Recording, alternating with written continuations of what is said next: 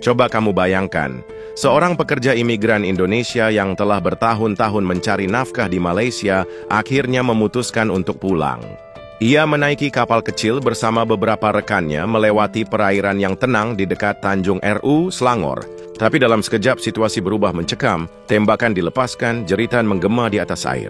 Seorang pekerja tewas dan 4 lainnya terluka akibat tembakan dari aparat Agensi Penguatkuasaan Maritim Malaysia. Ini bukanlah kejadian pertama. Dalam 2 dekade terakhir, sudah lebih dari 75 kasus serupa terjadi, menambah catatan panjang perlakuan keras terhadap tenaga kerja Indonesia di Malaysia. Setiap kali peristiwa semacam ini terjadi, kemarahan publik di Indonesia membara, media sosial dipenuhi tuntutan untuk bertindak tegas. Kapan pemerintah kita bersikap? Mengapa warga kita terus diperlakukan seperti ini? Bahkan ada yang menyerukan tindakan lebih ekstrim. Tapi seberapa besar kemungkinan Indonesia benar-benar berkonflik dengan Malaysia? Apakah serangkaian insiden ini bisa menjadi pemicu perang terbuka? Sebelum kita membahas lebih jauh, penting untuk memahami sejarah ketegangan antara kedua negara. Indonesia dan Malaysia bukan pertama kali bersitegang dari konfrontasi Indonesia-Malaysia pada tahun 63 hingga konflik perbatasan di Ambalat. Hubungan kedua negara ini memang pernah diuji berkali-kali walaupun saat ini hubungan bilateral lebih stabil. Permasalahan seperti perlakuan terhadap tenaga kerja Indonesia, sengketa wilayah hingga isu kebudayaan seringkali menjadi bara dalam sekam. Lalu bagaimana jika benar-benar terjadi perang? Siapa yang lebih unggul dalam kekuatan militer? Jika kita melihat data dari Global Firepower, Indonesia menempati peringkat ke-13 kekuatan militer dunia. Sebagai perbandingan, Malaysia berada di peringkat ke-42. Dari segi jumlah personel militer, Indonesia memiliki personel aktif dan cadangan jauh lebih besar dibandingkan Malaysia. Dari segi alutsista, Indonesia memiliki lebih banyak jet tempur, kapal perang, dan kendaraan lapis baja. Namun perang bukan hanya soal angka dan peralatan, ada faktor ekonomi, politik, dan diplomasi yang harus dipertimbangkan. Perdagangan antara kedua negara mencapai miliaran dolar. Konflik bersenjata bukan hanya akan menghancurkan hubungan bilateral, tetapi juga akan berdampak besar pada perekonomian masing-masing negara. Selain itu, sebagai anggota ASEAN, baik Indonesia maupun Malaysia memiliki kepentingan bersama untuk menjaga stabilitas di kawasan Asia Tenggara. Jadi, apakah perang benar-benar mungkin terjadi, ataukah ini hanya skenario yang sulit terwujud? Dalam video ini, kita akan membahas aspek utama untuk menjawab pertanyaan tersebut. Pembahasan kali ini akan membuka wawasan kita tentang seberapa besar resiko konflik antara dua negara bertetangga ini.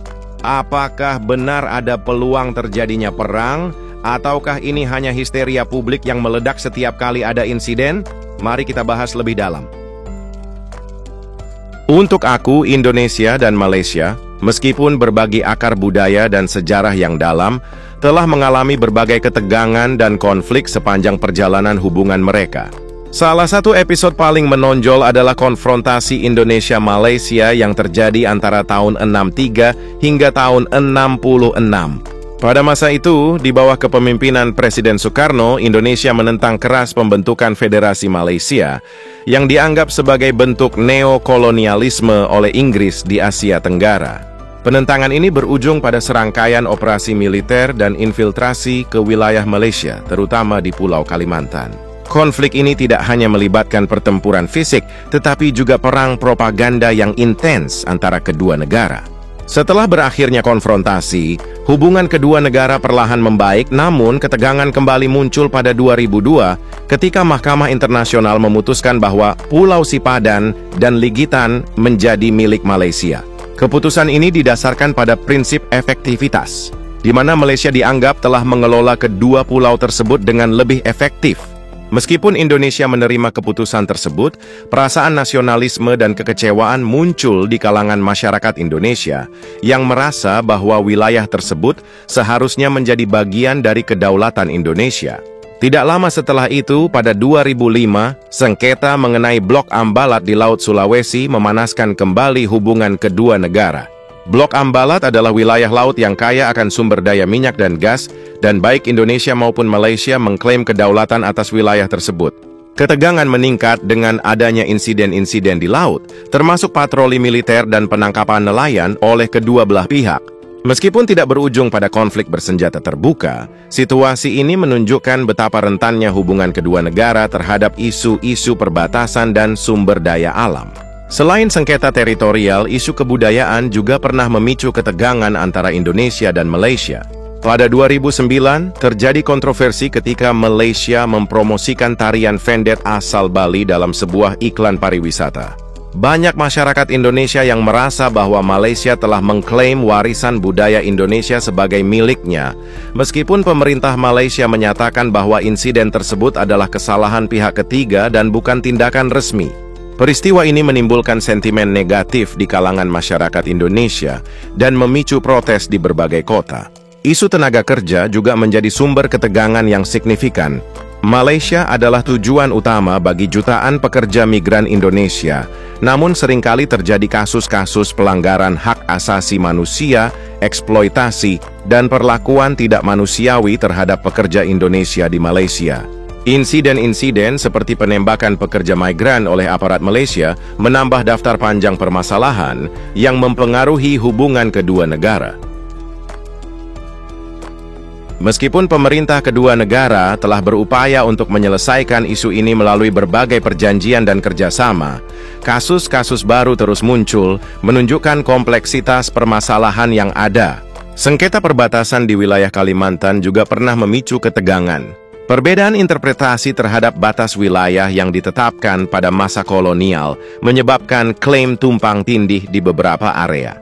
Selain itu, pada 2010 terjadi insiden penangkapan 3 petugas Kementerian Kelautan dan Perikanan Indonesia oleh aparat Malaysia di perairan yang disengketakan.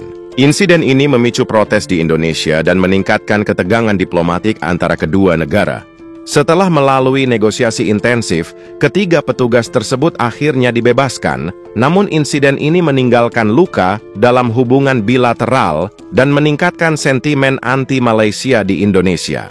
Meskipun berbagai konflik dan ketegangan telah terjadi, Indonesia dan Malaysia juga memiliki sejarah kerjasama yang erat.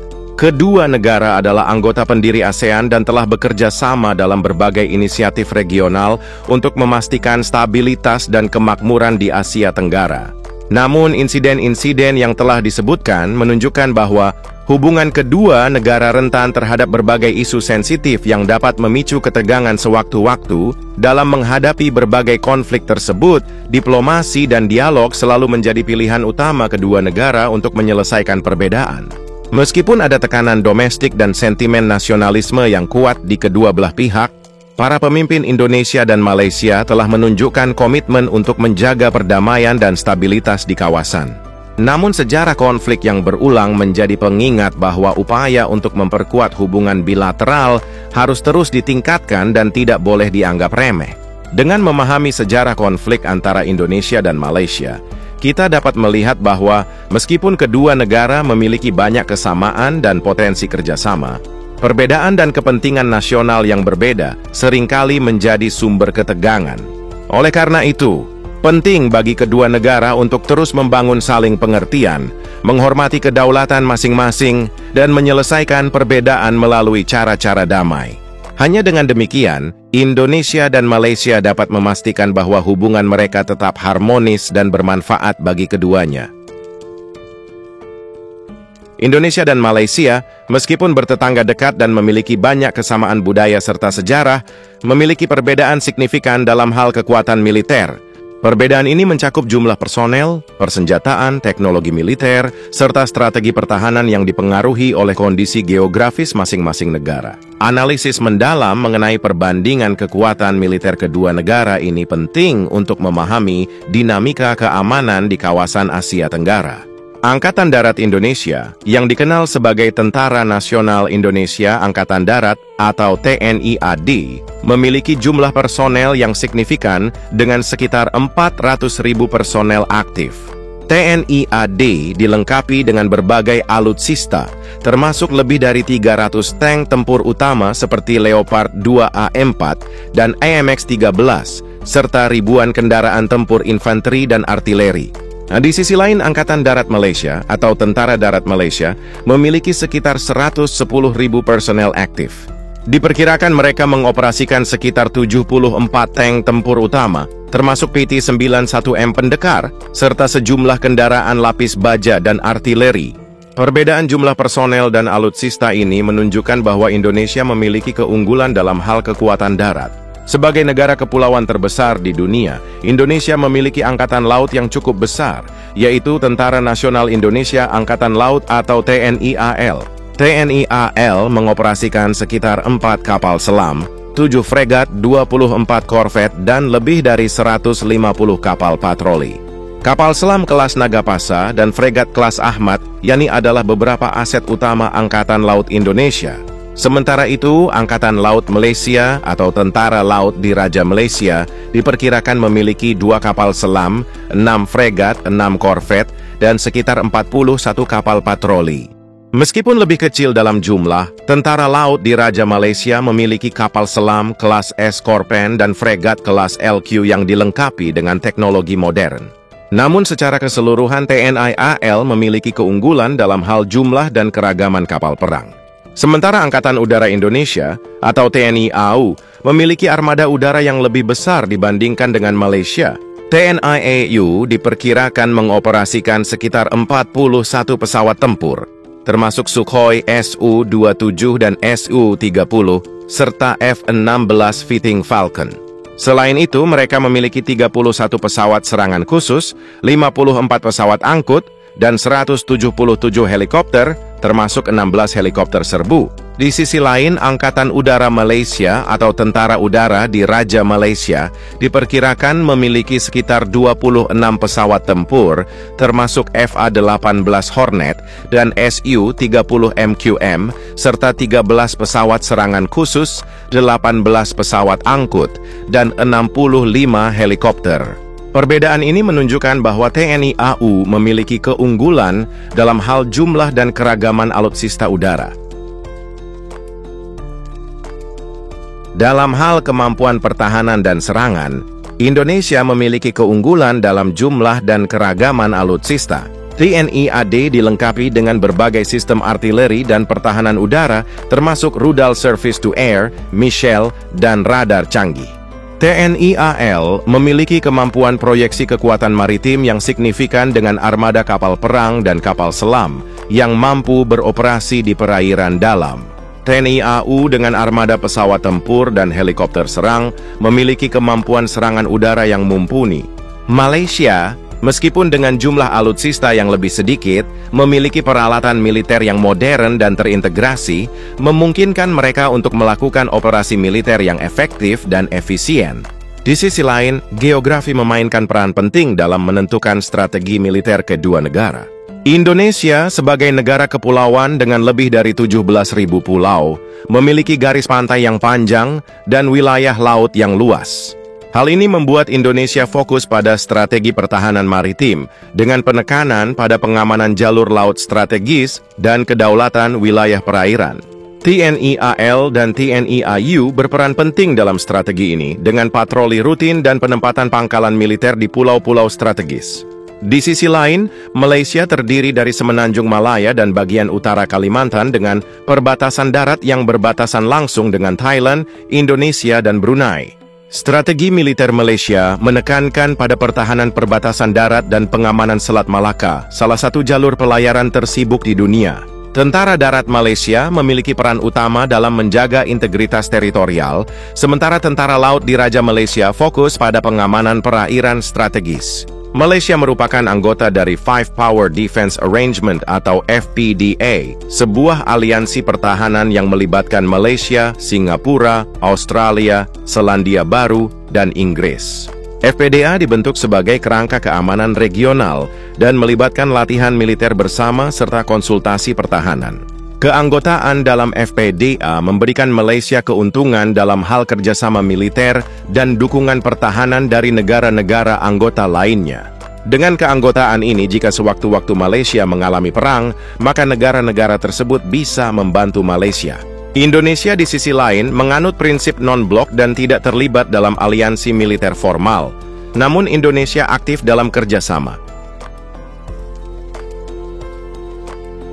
Indonesia dan Malaysia sebagai dua negara dengan perekonomian terbesar di Asia Tenggara memiliki hubungan ekonomi yang saling menguntungkan. Perang antara keduanya akan membawa dampak signifikan terhadap ekonomi dan politik, baik secara bilateral maupun regional. Jika terjadi perang antara Indonesia dan Malaysia tentu akan mengganggu perdagangan bilateral yang selama ini berjalan lancar. Kedua negara merupakan mitra dagang penting, dengan berbagai komoditas yang saling dipertukarkan. Gangguan ini dapat menyebabkan penurunan volume perdagangan, hilangnya lapangan kerja, dan penurunan pendapatan negara. Selain itu, investasi asing di kedua negara kemungkinan besar akan menurun akibat ketidakstabilan yang ditimbulkan oleh konflik. Hal ini akan berdampak negatif pada pertumbuhan ekonomi dan pembangunan infrastruktur. Stabilitas kawasan ASEAN juga akan terancam. Sebagai dua negara kunci di ASEAN, konflik antara Indonesia dan Malaysia dapat menimbulkan ketidakpastian ekonomi di seluruh kawasan. Hal ini dapat mengganggu rantai pasokan regional, meningkatkan biaya perdagangan, dan menurunkan kepercayaan investor terhadap stabilitas ekonomi Asia Tenggara. Pemerintah mungkin menghadapi tekanan dari masyarakat yang menentang atau mendukung perang yang dapat memecah belah opini publik dan menimbulkan kerusuhan sosial. Selain itu, sumber daya yang seharusnya digunakan untuk pembangunan domestik akan dialihkan untuk keperluan militer, yang dapat menimbulkan ketidakpuasan di kalangan masyarakat. Hubungan internasional kedua negara juga akan terpengaruh. Negara-negara lain mungkin mengambil sikap tertentu terhadap konflik ini, yang dapat mempengaruhi aliansi politik dan ekonomi yang telah dibangun. Selain itu, reputasi Indonesia dan Malaysia di mata dunia internasional dapat menurun, terutama jika konflik tersebut menyebabkan pelanggaran hak asasi manusia atau krisis kemanusiaan. ASEAN sebagai organisasi regional yang bertujuan menjaga perdamaian dan stabilitas di Asia Tenggara akan menghadapi tantangan besar jika terjadi konflik antara Indonesia dan Malaysia. Peran ASEAN dalam mediasi dan penyelesaian konflik akan sangat penting untuk mencegah eskalasi lebih lanjut dan memulihkan perdamaian. Namun, kemampuan ASEAN untuk menangani konflik semacam ini akan diuji, mengingat prinsip non-intervensi yang dipegang teguh oleh organisasi ini. ASEAN telah memainkan peran penting dalam menjaga stabilitas kawasan melalui berbagai inisiatif kerjasama regional, namun dalam menghadapi konflik antara anggotanya sendiri. Masyarakat di kedua negara kemungkinan akan memiliki pandangan yang beragam mengenai kemungkinan konflik. Ini sebagian mungkin mendukung tindakan militer atas dasar nasionalisme atau persepsi ancaman dari negara tetangga, namun banyak juga yang akan menentang perang mengingat dampak negatif yang ditimbulkannya terhadap kehidupan sehari-hari, ekonomi, dan stabilitas sosial opini. Publik akan dipengaruhi oleh media, tokoh masyarakat, dan pengalaman sejarah. Misalnya, generasi yang lebih tua mungkin masih mengingat dampak negatif dari konfrontasi Indonesia-Malaysia pada tahun 60-an yang menyebabkan defisit ekonomi dan ketegangan sosial. Secara keseluruhan, perang antara Indonesia dan Malaysia akan membawa dampak ekonomi dan politik yang signifikan bagi kedua negara dan kawasan ASEAN secara keseluruhan. Oleh karena itu, upaya diplomasi dan penyelesaian konflik secara damai harus menjadi prioritas utama untuk menjaga perdamaian dan stabilitas di kawasan. Meskipun secara historis, Indonesia dan Malaysia pernah mengalami konfrontasi selama 3 tahun, namun sejak saat itu, kedua negara telah berupaya memperkuat hubungan bilateral dan menyelesaikan perbedaan melalui jalur diplomasi. Dalam konteks modern, kemungkinan terjadinya konflik bersenjata antara Indonesia dan Malaysia relatif rendah. Kedua negara lebih memilih pendekatan diplomatik untuk menyelesaikan sengketa, terutama yang berkaitan dengan perbatasan dan isu-isu lainnya. Faktor ekonomi, politik, dan sosial juga menjadi pertimbangan penting yang mendorong kedua negara untuk menghindari konflik bersenjata. Indonesia dan Malaysia telah menunjukkan komitmen kuat dalam menyelesaikan sengketa melalui jalur diplomasi. Salah satu contohnya adalah penyelesaian sengketa batas laut antara kedua negara. Kedua negara telah melakukan berbagai perundingan dan kerjasama untuk mencapai kesepakatan yang saling menguntungkan. Selain itu, kedua negara juga aktif dalam kerjasama di berbagai bidang seperti ekonomi, pendidikan, dan budaya yang semakin memperkuat hubungan bilateral. Pertemuan konsultasi tahunan Indonesia-Malaysia menjadi salah satu mekanisme penting dalam membahas isu-isu strategis dan memperkuat kerjasama di berbagai sektor. Tapi jika ada konflik bersenjata antara Indonesia dan Malaysia benar-benar terjadi, dampaknya akan sangat merugikan kedua belah pihak dan kawasan Asia Tenggara. Secara keseluruhan, menjaga perdamaian dan stabilitas antara Indonesia dan Malaysia adalah kepentingan bersama yang harus terus diupayakan. Kedua negara memiliki banyak kesamaan yang seharusnya menjadi dasar untuk memperkuat kerjasama dan saling pengertian. Melalui dialog yang konstruktif, penghormatan terhadap kedaulatan masing-masing, dan kerjasama di berbagai bidang, Indonesia dan Malaysia dapat memastikan bahwa hubungan bilateral tetap harmonis dan bermanfaat bagi kesejahteraan rakyat. Kedua negara perdamaian adalah aset berharga yang harus dijaga demi masa depan yang lebih baik bagi generasi mendatang. Secara keseluruhan, meskipun terdapat tantangan dalam hubungan Indonesia dan Malaysia, komitmen kedua negara untuk menyelesaikan perbedaan melalui diplomasi dan kerjasama telah berhasil mencegah terjadinya konflik bersenjata. Dengan terus memperkuat hubungan bilateral dan menjaga komunikasi yang baik, Indonesia dan Malaysia dapat memastikan perdamaian dan stabilitas di kawasan Asia Tenggara.